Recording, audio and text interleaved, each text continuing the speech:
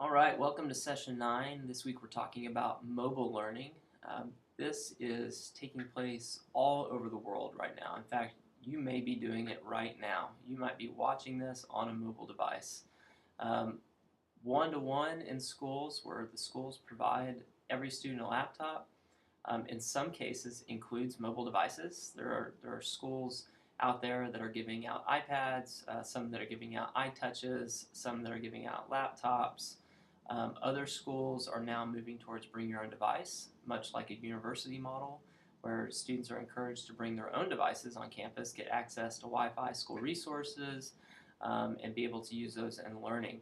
Um, we are going to see more and more and more of mobile devices infiltrating our learning spaces. In fact, it's becoming very ubiquitous. It's very much woven into the everyday fiber of our lives and in education as well.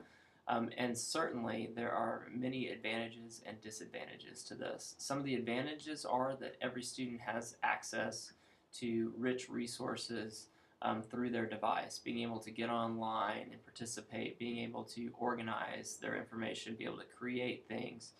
So there's lots of opportunity there that may not be available otherwise. They're also able to access this 24/7 in any location. There are students that have 2-hour bus rides that can get on their phone and watch lectures and do homework and do all these other educational related activities in times that maybe they didn't have the opportunity to do that. If a student misses an assignment and the teacher recorded the lesson, they can go back and watch that.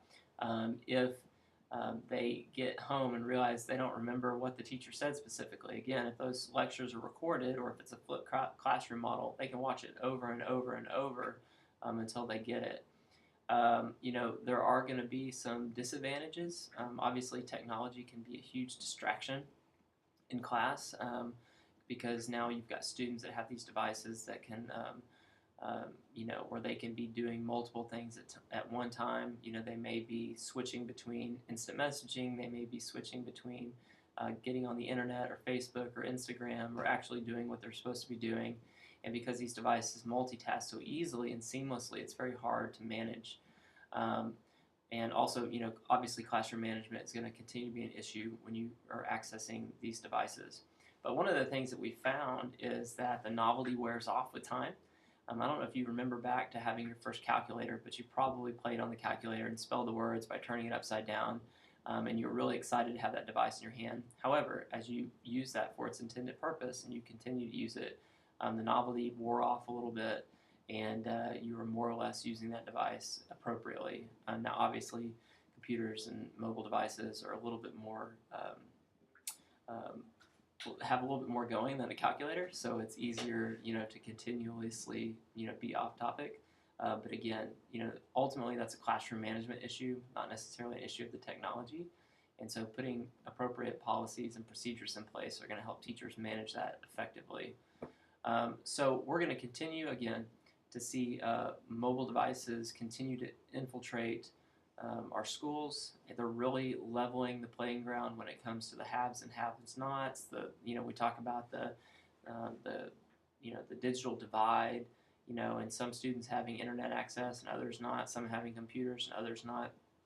I've worked at a low SES school where 80% of my kids or more were on free and reduced lunch, but a vast majority of them had a better smartphone than I did with unlimited data. So they may not have the computer at home, they may not have the internet at home, but a lot of these students are walking into your classroom with devices.